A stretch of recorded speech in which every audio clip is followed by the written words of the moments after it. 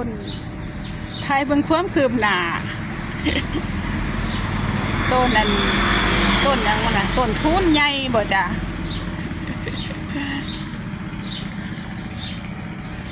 สูงเท่ากับหลังคาบ้านแล้ว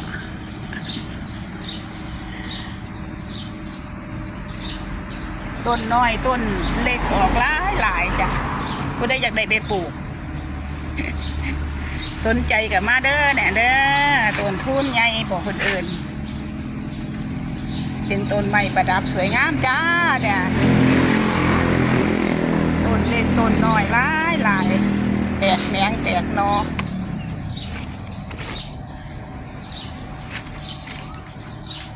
สวยงามจ้า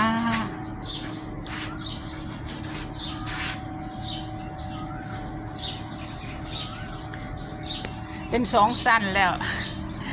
อันนี้สั้นต้นลูกมันเด้อเนี่ยต้นลูก